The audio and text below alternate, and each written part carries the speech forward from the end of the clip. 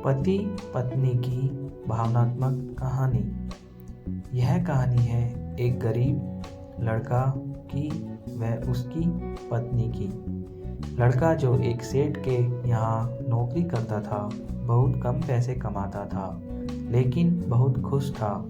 उसकी पत्नी बहुत सुंदर थी, जिससे वह बेइंतहा प्यार करता था। उसकी पत्नी के बाल बहुत ही लंबे व सुंदर थे। वास्तव में वह अपनी पत्नी के बालों को बहुत पसंद करता था। एक दिन पत्नी के बालों में लगाने वाला हेयर क्लिप टूट गया। पति काम से घर आया। पत्नी ने कहा कि मेरे बालों का हेयर क्लिप टूट गया है, उसके बिना मैं अपने बालों को नहीं संभाल सकती। यह सुनकर पति बड़ा दुखी हुआ और बोला कि मैं तुम्हारी हर ज़रूरत को पूरा करना चाहता हूँ, लेकिन मेरे पास तुम्हारे हेयर क्लिप के लिए पैसे नहीं हैं।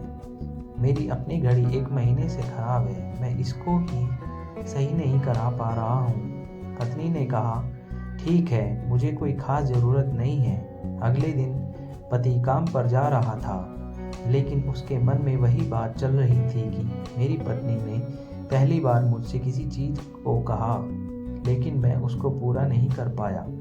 फिर उसका ध्यान अपनी खराब पड़ी घड़ी पर गया और उसे घड़ी सुधारने वाली दुकान पर जाकर कुछ रुपए में बेच दी। घड़ी खराब थी, इसलिए कुछ ज़्यादा रुपए ही नहीं मिले, लेकिन जितने रुपए का क्लिप आता था उतने रुपए मिल गए थे। वह क्लिप की दुकान पर गया और जैसा उसकी पत्नी का क्लिप था वैसा ही लेकर आ गया। पति बहुत खुश था कि आज अपनी पत्नी को जाकर देने वाला हूँ। पति घर पहुँचा तो देखा कि उसके पत्नी के जो लंबे बाल, सुंदर बाल थे, वो बिल्कुल छोटे करवा दिए हैं।